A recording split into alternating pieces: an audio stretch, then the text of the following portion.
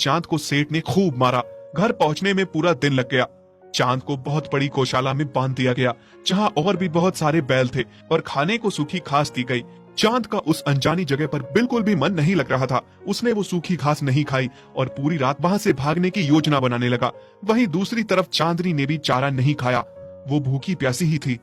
चांद जिस रस्सी से बंधा था उसे उसने खींचकर तोड़ दिया। अगले दिन जब चांदनी ने देखा तो चांद उसके सामने था।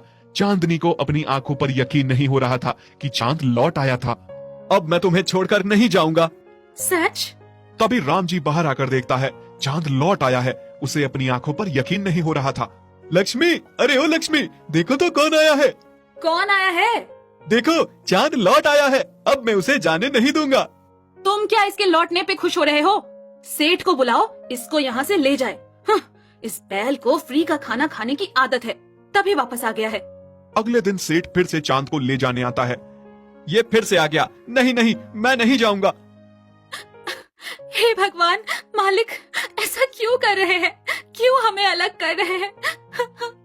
सेठ चांद को फिर से ले जाने लगता है। इस बार वो उसे मारता नहीं है। घर पहुंच के उसे गौशाला में बांध देता है। उसे फिर से सूखी घास खिलाई जाती है।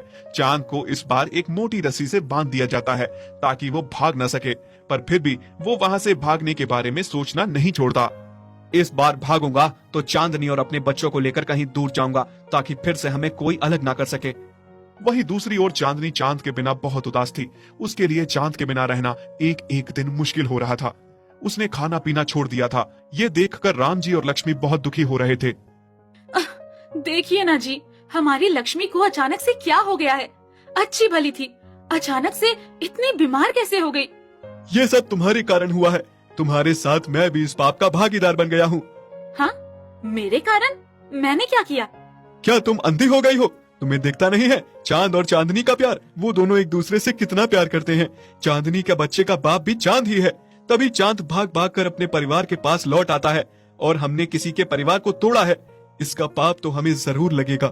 आप सही कह रहे हैं जी, मुझसे बहुत बड़ी भूल हो गई। पैसों के लालच में मैंने ये क्या कर दिया। आप कल ही जाकर सेठ को उसके पैसे वापस कर दीजिए और चांद को घर ले आइए। उधर चांद पूरी रात रस्सी को तोड़ने में लगा रहता है। आखिरकार उसकी मेहनत रंग लाई। वो उस मोटी रस्सी को तोड़ने में कामयाब हो ही जाता है और रात में वहां से भाग जाता है। रात के अंधेरे में वो रास्ता भटक जाता है और चलते चलते बहुत थक जाता है। ऊपर से भूख और प्यास से बहुत बुरा हाल था। फिर चांद को एक जगह हरी घास का खेत दिखता है। चांद उस खेत में घुस जाता है और घास खाने लगता है। तभी कुछ लोग उसे घेर लेते हैं और पकड़ के एक छोटी सी अंधेरी गौशाला में बांध देते हैं। यहाँ पहले से बहुत दुर्बल पड़े हुए डरे जानवर